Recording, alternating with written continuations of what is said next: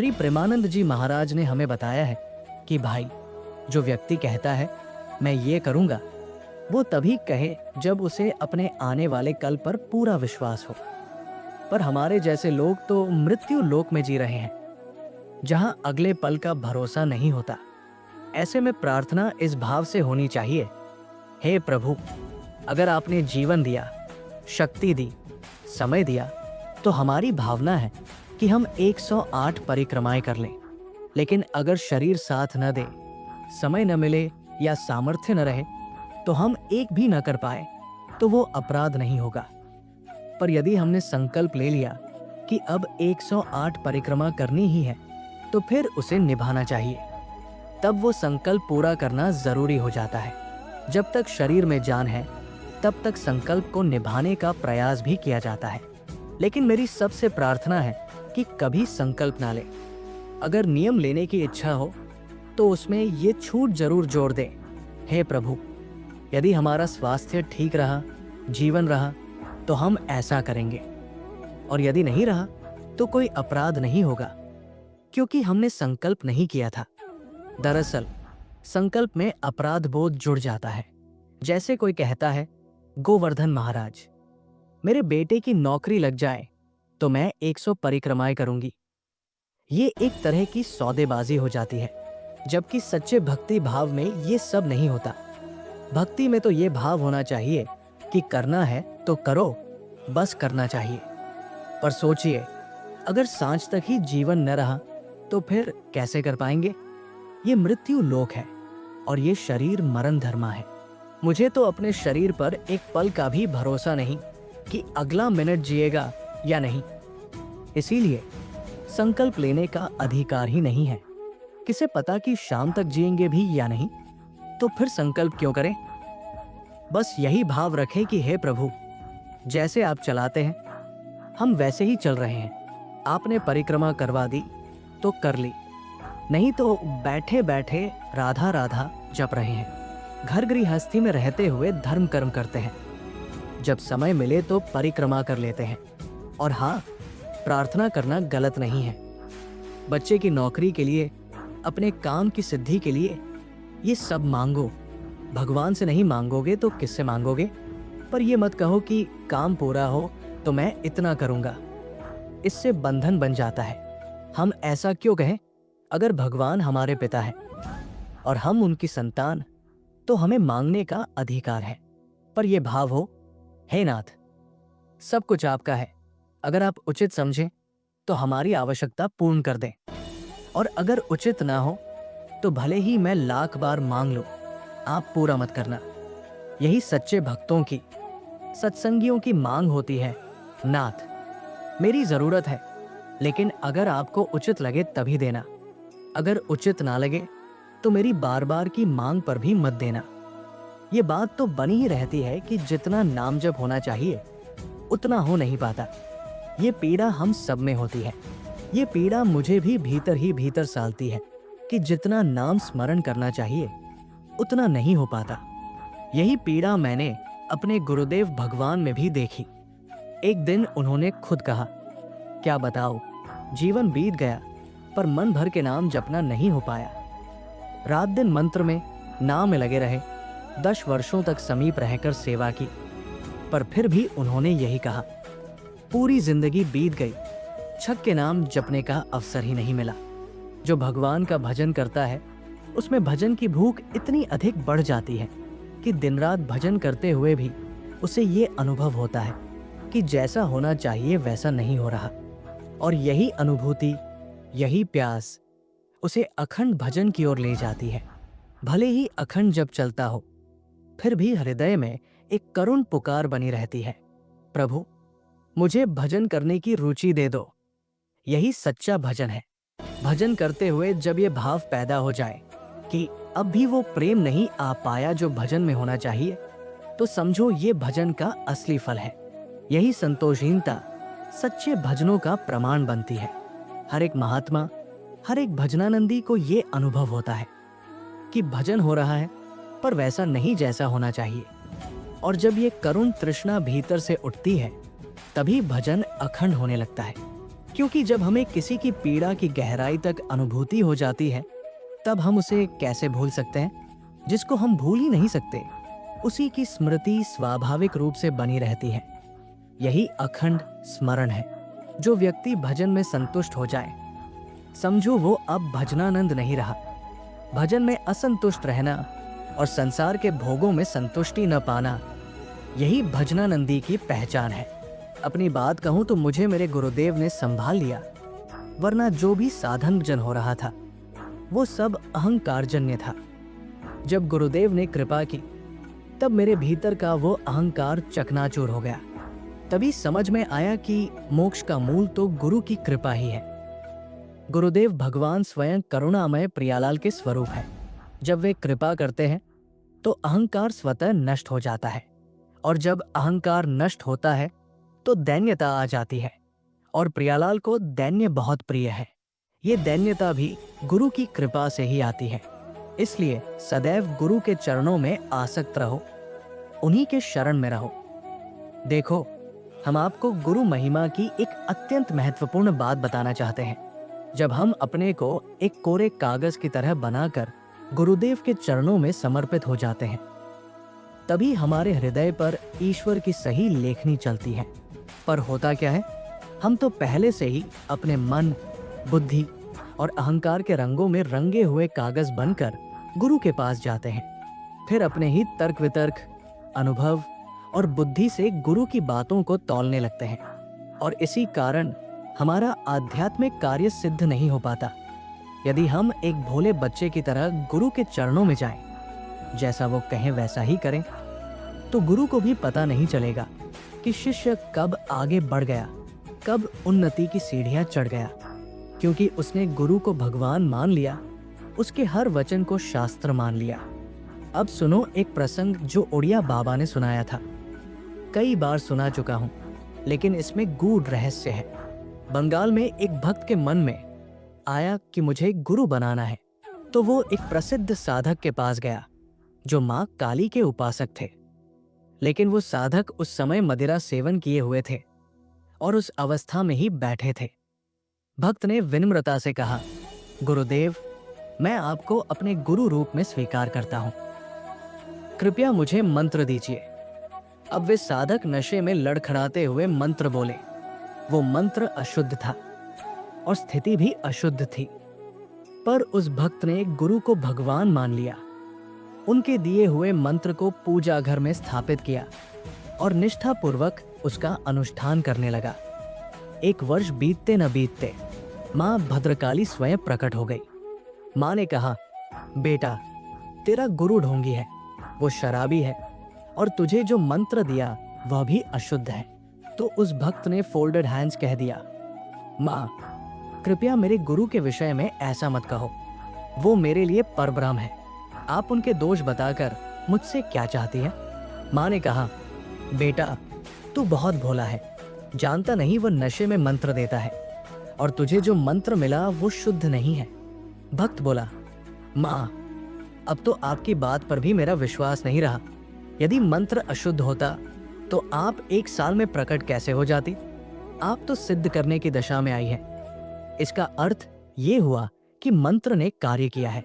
माँ मुस्कुरा दी, बेटा, मैं तेरी गुरु भक्ति से प्रसन्न हुई। आज से वही मंत्र मेरा सिद्ध मंत्र होगा। देखा आपने, जो मंत्र अशुद्ध था वो भी शुद्ध हो गया, क्योंकि उसमें गुरु भावना शुद्ध थी। गुरु को परब्रह्म माना गया था। जब हम गुरु को परब्रह्म मान लेते हैं तो फिर उसमें कोई दोष नहीं दिखाई देता। यदि कोई दोष हमें दिख रहा है तो वो हमारी बुद्धि का दोष है, और जब ये बुद्धि का दोष हट जाता है तभी हमारी दृष्टि शुद्ध होती है। भगवद गीता में भगवान अर्जुन से कहते हैं, मत्तः परतर नान्यत किंचिदस्ति धनंजय, अर्थात मेरे सिवा कोई दूसरा नहीं है। तो यदि हम गुरु में दोष देखें तो निश्चित समझो कि हमसे ही कहीं त्रुटि है। हमें तो सबसे घोर पापी में भी भगवान की झलक देखनी है। फिर गुरु में भगवान को क्यों न देखें? जब हम गुरु को भगवान मानकर उनके चरणों में पूर्ण समर्पण करते हैं, और वे यदि कभी उल्टा व्यवहार भी करें तो उस सहनशीलता से हमारा अहंकार टूटता है और जब हमारा अहंकार टूटता है, मिट्टी में मिल जाता है, तभी सच्ची कृपा प्रकट होती है। तब जाकर समझ में आता है कि गुरु ही साक्षात परब्रह्म है।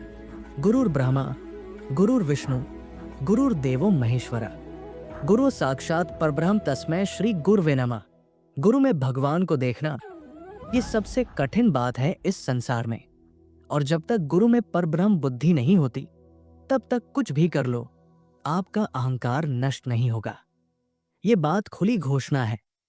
गुरु ही एकमात्र खिलाड़ी है जो हमारे अहंकार को मिटा सकते हैं, दूसरा कोई नहीं। इसलिए कहा गया है, ध्यान मूलं गुरु मूर्ति, पूजा मूलं गुरु पदम, मंत्र मूलं गुरु वाक्य, मोक्ष मूलं गुरु कृपा। गुरु के चरण अमृत को पियो, गुरु के चरणों की रज को माथे पर लगाओ, गुरु के आगे तुच्छ सेवक की तरह रहो, फिर तुम्हारे भीतर दैन्यता आ जाएगी। और यदि कभी ऐसा अनुभव हो कि गुरु में दोष दिखाई दे रहा है, तो विनम्रता से दूर हो जाओ, लेकिन उनकी निंदा मत करना। दूर से भी उन्हें परब्रह्म मानकर उनकी बताई उपासना में लग जाओ। यही तुम्हारा परम कल्याण होगा। गुरु के बिना दूसरा कोई सहारा नहीं। गुरु कृपा के बिना परमात्मा की प्राप्ति संभव नहीं है। हम तो हाथ जोड़कर और सिर झुकाकर कह सकते हैं कि गुरुदेव की कृपा के बिना हम एक कदम भी आध्यात्मिक मार्ग पर नहीं चल सकते। जैसे कोई व्यक्ति जमीन पर कदम रखकर चलता है, वैसे ही हम भी इस परमार्थ के मार्ग पर केवल अपने गुरु की कृपा से ही चल पा रहे हैं। हमारी अपनी कोई योग्यता नहीं है, कुछ भी नहीं है, बस वही हमें थामे हुए हैं, तभी हम टिके हुए हैं। यदि उन्होंने हमें छोड़ दिया तो हम धड़ाम से गिर जाएंगे। इसीलिए कहा गया है, गुरु कृपा ही केवलम।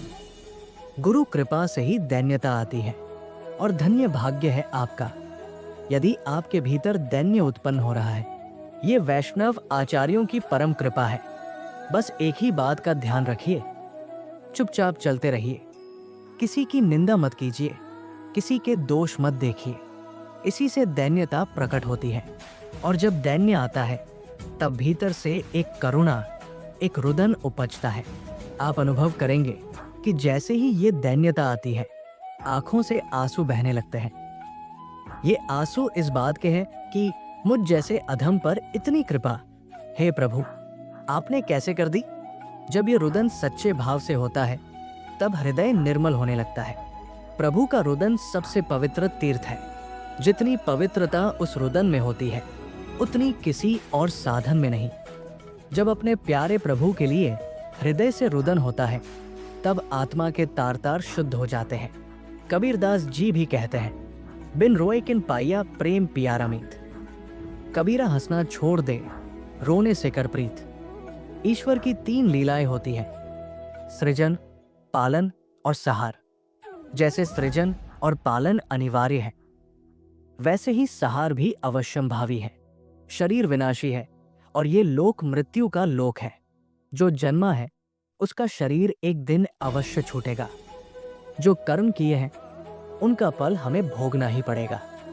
लेकिन यदि हम भजन करें, भगवान से प्रार्थना करें, तो उनके कृपा से हमारे पाप क्षम्य हो सकते हैं। अपने पुत्र के कल्याण के लिए, अपने परिवार के मंगल के लिए, समाज की भलाई के लिए भगवान का नाम जपिए, प्रार्थना कीजिए, धर्मानुसार आचरण कीजिए। निश्चित रूप से मंगल होगा। माँ की शक्ति, यशोदा मैया को देखिए, स्वयं भगवान उनके पुत्र बने और वो क्या करती थी? गाय की पूंछ से झाड़ती थी, ब्राह्मणों को बुलाकर स्वस्थ वाचन कराती थी, दान देती थी, ताकि मेरे लाला कन्हैया की रक्षा हो सके। क्योंकि पूतना, अघासुर, बकासुर जैसे असुर उनके लाला के पीछे पड़े थे, तो मैया भयभीत रहती थी।